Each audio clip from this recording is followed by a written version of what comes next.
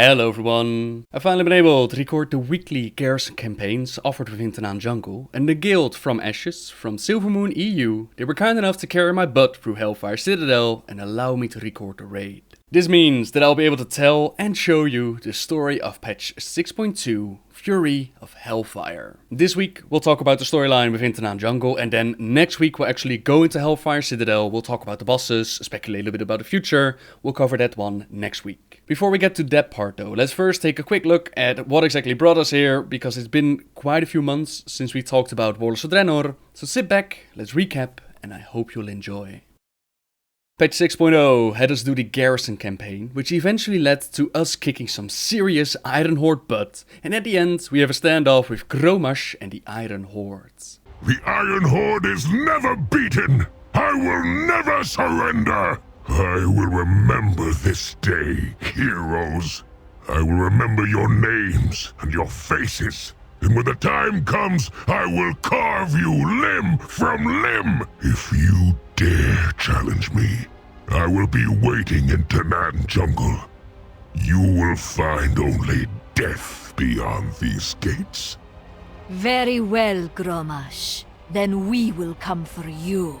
Gromash challenges us to meet him within Tanaan Jungle, but things didn't go so well for the war chief of the Iron Horde. We took down Blackhand within the Blackrock Foundry, and many of the orcs, they started to doubt about their plans. They feared that following Gromash, it would not lead them to the promised conquest. The cunning Gul'dan saw this as a great opportunity, and he offered the Iron Horde the same blood as he offered them before, and this time there was no Garrosh to stop them, and they were more willing to embrace their destiny.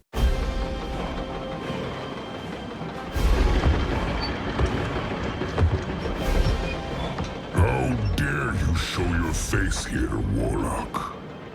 You promised conquest, Gromash, yet brought these clans to ruin. Your men have died for nothing. My soldiers died with honor. Did they? And what about your son? Garrosh, my son. You have lost everything. There is only one choice. Drink and fulfill your destiny. Your poison would damn us all! Your iron will is legend. I will enjoy breaking you. Who will be the first to accept this gift? Power such as mine for any willing to serve. Kilrog. You have seen your fate. You know what must be done. Kilrog!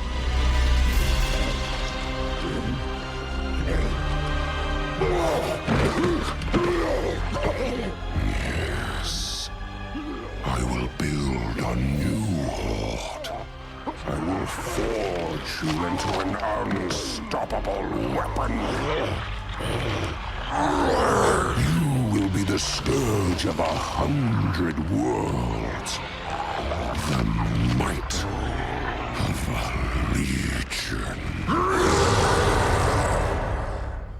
Kilrog Deadeye of the Bleeding Hollow clan, he sacrificed one of his eyes to see the future, to see the moment of his demise. Apparently his visions, they showed him that Gromash would eventually fail, and that accepting Gul'dan's offer was the way to go. With Kilrog being the first, many of the Iron Horde they switched sides and joined Gul'dan, but not all of them, and especially not Gromash and his Iron Will. Gul'dan, he will work on breaking that Iron Will with great pleasure, but first, Tanaan Jungle, it doesn't look exactly like Gul'dan likes it, and it's time to redecorate. You were to be the first, Hellscream. You were destined to be my greatest champion, and instead, you chose this. You have no vision. Behold, what a true seat of power demands.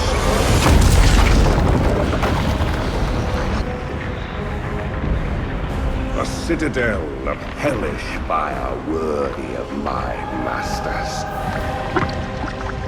A monument to entomb the souls of all who would dare to defy us. They will defy you. I have seen their forces in battle. They are fearless.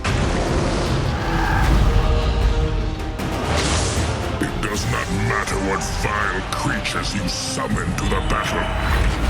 They will persevere. Their resolve is unbreaking. They will come. They will fight. And they will wash their blades of your blood in victory.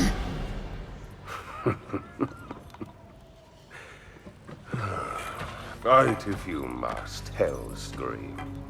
It is no matter. In the end, we all serve the Legion. And this brings us to the story of patch 6.2. Now King Varian Rin and War Chief Vol'jin, they've both found a way to Draenor and they're making their plans to assault Tanaan. The Iron Horde, they've regrouped, they've fortified their gates, so just assaulting them head on, that would be very unwise. The sea lanes, they're open, they're a great opportunity to attack from both land and sea. So this way we're gonna spread the Iron Horde's forces, we're gonna keep them occupied, and we're going to establish a foothold within Tanaan jungle. Everything rests upon your shoulders, Commander. Build us a navy so we can assault Gul'dan from all sides. Good luck. We'll need equipment, we'll need resources, and we need a specialist to build up our shipyard. At the Iron Dock, we're informed that several orcs they've spoken out against Gul'dan since he assumed control, and one of them is an engineering prodigy, Solak Rourke. This orc is exactly what we need, since he's the one that designed the Iron Docks to begin with, and he's probably ready to defect. They're about to send him away on the prisoner's train though, so time's of the essence. We break him out of the prison, we recruit him into our ranks, and we get ready to build our shipyards. We seek Solak Rourke. You found him. If you wish me dead, put a hammer in my hands, and let's make a fight of it. We don't want you dead. We need a shipwright. Ha! There's none better. Rourke is ready to join us, but in order to do the job, he'll need his blueprints, which we collect from the dead body of his replacement, Eprolnar. And with that done, Rourke shows up at the garrison and he builds us a shipyard. Here, this is a perfect natural harbor. Commander, you have brought the might of the Alliance to the seas of Draenor. The way lies open for our invasion of Tanaan. Now having a shipyard is great of course, but in order to get to Tanaan, we'll have to build a ship that will be able to transport us there. Luckily for us, Rourke was able to bring some of his finest blueprints with him, and after a few minutes of hard work, our first ship is ready to go. Our transport is ready. The invasion of Tanaan can begin. Ural, are your people prepared? Yes. The Draenei will lead an assault on the main gates while your navy circles around to the rear. Godspeed, Commander. This is our moment. Ardonsha.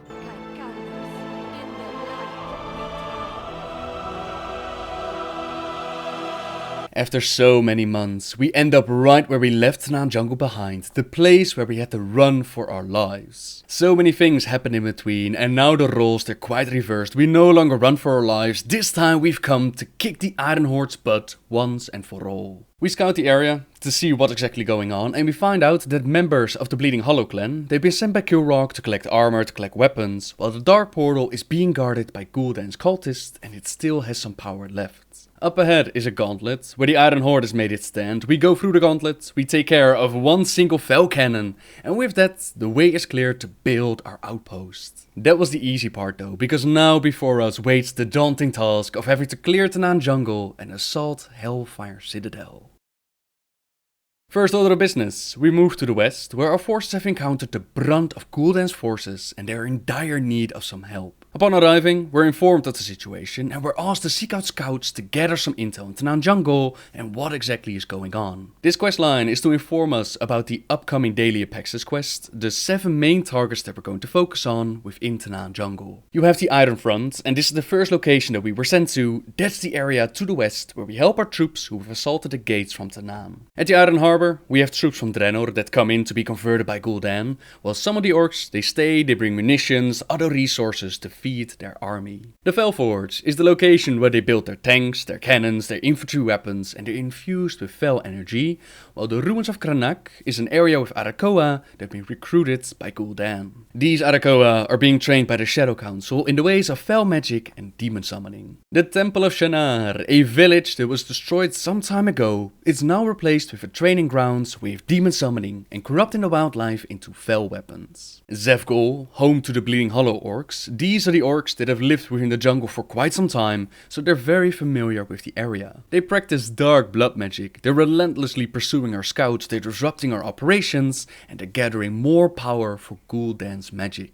Finally, there's the Throne of Gul'dan. This is the area where Gul'dan offered the orcs the demon blood for the very first time. Now the air has been turned. In a burning legion paradise, you got giant demons that are being summoned, infernals raining down, and then there are the cultists who are continuing the flow of corrupted water. A direct transportation to the Throne of Gul'dan is required, but to get this, we'll first have to place a few beacons at the throne, and there we find out that an old enemy has returned. Now known as the Supreme Lord Kha'Zix, he is emerged from the twisting nether once again. He's watching over Gul'dan's efforts on behalf of the Burning Legion. In our reality, we also have Lord Kha'Zix, and he was responsible for reopening the Dark Portal and starting off the Burning Crusade expansion. This achievement of finding a relic of the past, which allowed him to open up the Dark Portal, this has earned him the title of Lord Kha'Zix, and during Burning Crusade, he was also a world boss found at the Throne of Gul'dan. I remember well the sting of defeat at the conclusion of the Third War. I have waited far too long for my revenge.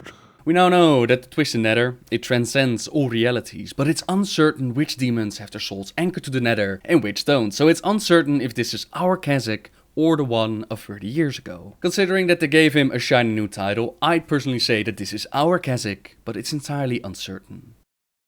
So those are the areas that we assault within Tanaan jungle, but there are more missions going on. For example, you have Zetenga the Walker, who's a troll that doesn't really have a backstory. All he wants is for us to take care of the Saberon within Vangrela to show who's boss and earn the respect of all creatures in the jungle. Like I said, there isn't really a story there, besides earning reputation and getting the rewards, and even the background for the Saberon, it never really fleshed out. You also have the Order of the Awakened. They've shown up to aid in the battle against Gul'dan. This order is a combination of both corrupted and uncorrupted Arakoa who came together after the events within Skyreach. They're working on creating a brighter future for their people with the aid of the Apexis crystals, but Gul'dan has twisted and turned the powers within the crystals and he corrupted them with Fel magic. On top of that, he has also lured Arakoa into his ranks with the promise of returning to the sky, of healing their wings, so the Order, they want us to help them by bringing them corrupted Apexis crystals. Finally, there are the small weekly garrison campaigns that popped up, and they were used to introduce us or give a little bit of background to the bosses within Hellfire Citadel, as well as showing what exactly Gul'dan is looking for. Right from the start, we encounter Go'orsh, which is an orc that's been saved by one of our scouts, and he tells us that the Fel orcs, they've been torturing members of his order,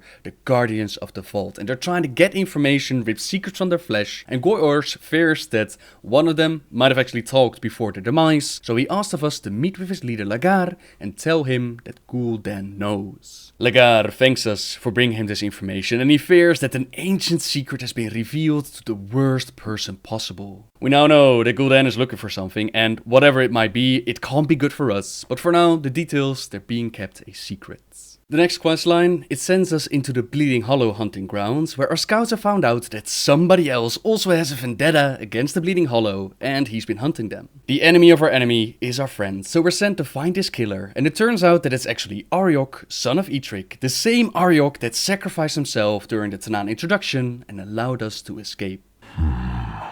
I know what I must do. Blood and honor!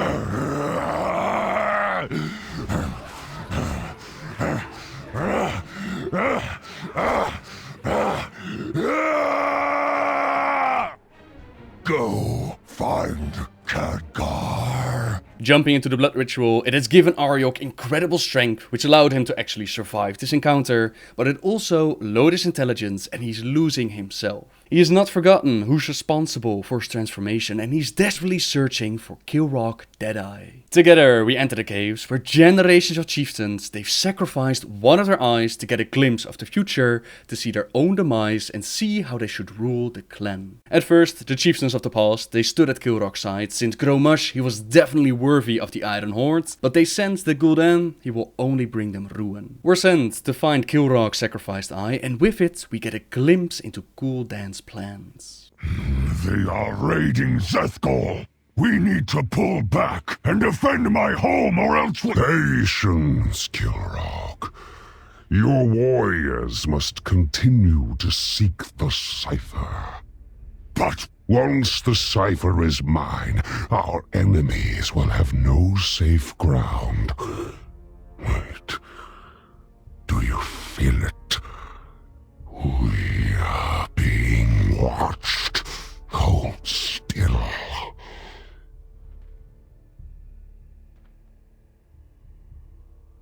Your sacred grounds are defiled, Kilrock. Do not worry. I have taken care of the problem.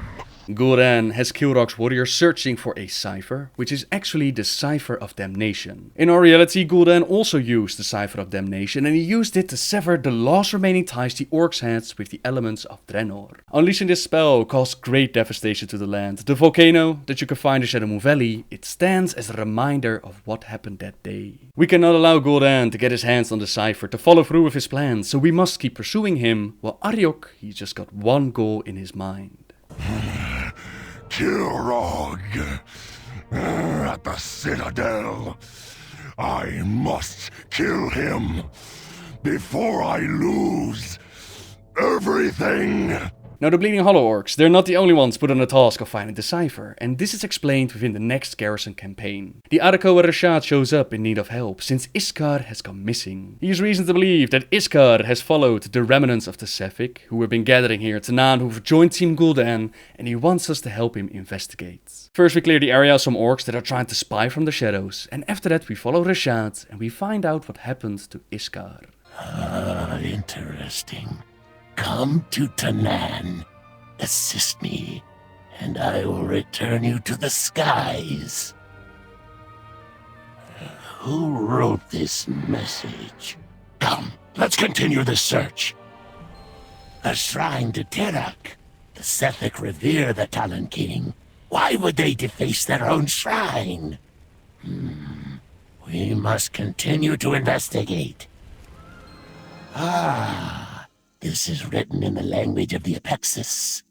Buried, evil, forbidden. Without the other half of this fragment, this is all I can discern. We must carry on. What's this? This book looks familiar. The final clue that we find is Iskar's Tome of Shadows, which he used to carry with him, and on the last page is a journal which says the following. I continue the search for a cure to the curse of Cipher. If the rock was restored, I would not be in this situation. Damn Rashad. I was contacted by an orc that identified himself as Gul'dan. He has a cure for the curse. I must travel to Tanaan to search for the location of this cipher of his. I've already covered Iskar's short story in a different video, but basically he never got over the fact that he was turned into a corrupted Arakoa and that his ability to fly in the sky was taken away from him, so he kept searching for a cure. With the questline in Spies of Arak, he wanted Terak, the Talon King, to be restored to power, but Rashad feared that the Talon King had lost his mind and was too far gone. Instead, we were the ones chosen to receive the Talon King's power, and now Gul'dan has offered Iskar exactly what he was looking for. With a little bit of enchanted dust, we used the Tome of Shadows to find out what exactly occurred when it was lost in Iskar's hands. Farewell, my friend. Let's see what we can discover. Oh, and keep your guard. This might draw some attention our way.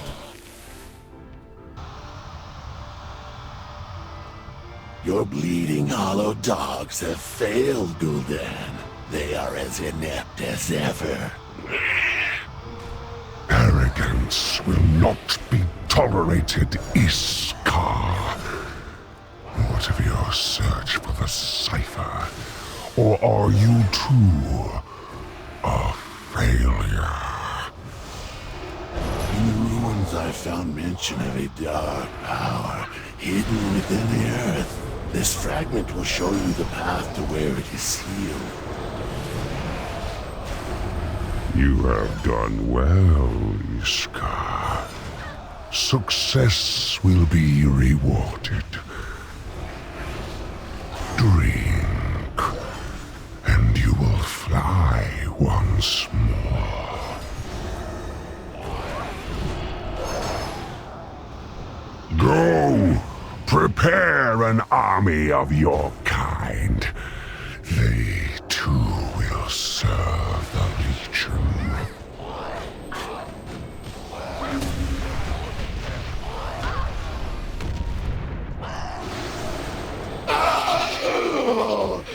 I've seen enough. Iskar is lost to us. He has traded one curse for another. Iskar was more successful than the Bleeding Hollow orcs, and he gives Gul'dan an artifact which will lead him to the Cipher. In exchange, Gul'dan gives Iskar the gift of the Legion, exchanging one curse for another, but also gaining a whole bunch of power, and most importantly, regaining his ability to fly. Rashad has seen enough, and he trusts that when the time comes, we will do what needs to be done. There is one more campaign that we can talk about before the grand conclusion of this storyline, but this campaign is a little bit disconnected, but it does connect to Hellfire Citadel. The Akunai, they've been reporting for some time that something was wrong within Akun'dun ever since Teron'gor's assault. This was part of the leveling experience within Talador. For those that don't remember, we had the Shadow Council and the Legion. They were trying to invade Akun'dun, the Draenor, they were betrayed from within, and we went in to take care of business. At the end of the dungeon, we faced off against Teron'gor, who was already feasting on a few delicious souls, but before we could finish him off, before we could finish the job, he jumped off the platform claiming that he needed more. More! I need more! Now suddenly a hole has blown open from one of the underhalls, so we're sent to investigate and we discover the secrets of the Sargerai. Down below we disable the fell soul drainers and we discover that Teron'gor, he was not so easily vanquished. They are here, Teron'gor! We must leave! No! So many souls, such power! Teron'gor, or Gorfind as he's now called, he's been feasting on souls for months and it has utterly destroyed his figure, turning him into a beautiful, beautiful fat boss. Where in our reality, he became the first of the Death Knights created by Gul'dan, in this reality, Fate had other plans in mind. Tyrant Velhari and the Sargerai, they're working on bringing Gorfind to the Citadel, and unfortunately, that's pretty much all that happens here. Cease your desecration of my ancestors!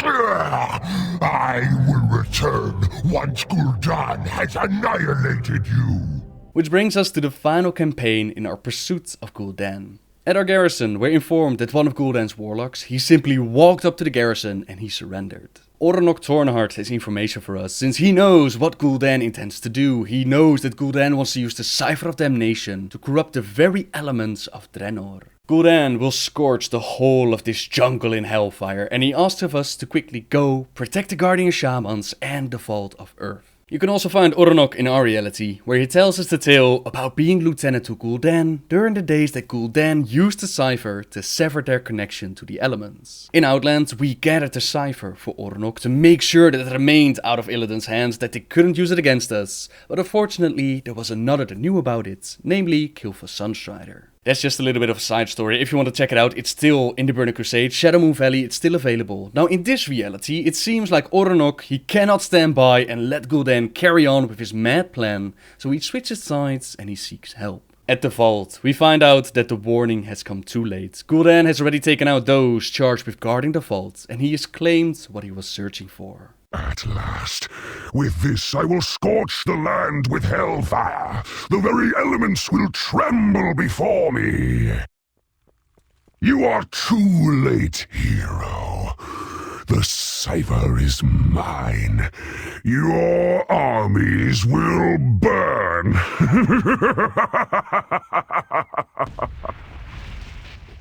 Gul'dan is ready for his ritual of using the Cipher combined with his fell magic to corrupt an elemental lord and use it to sunder the elemental link to the land. This will cause a massive upheaval across all of Draenor, so we have to stop him. The ritual is taking place behind a magical wall created by Ornok himself, but he promises that he will lower it and he gives us the chance to stop Gul'dan. Prepare yourself. Gul'dan is at his most powerful.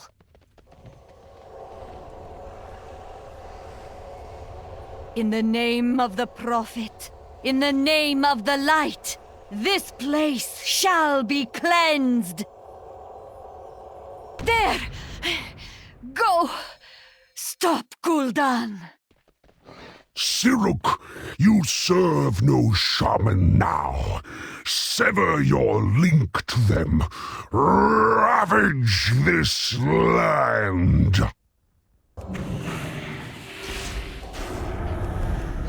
I enjoy watching you squirm. You make a fitting sacrifice. Siruk, what are you doing? Only flesh and blood oppose you.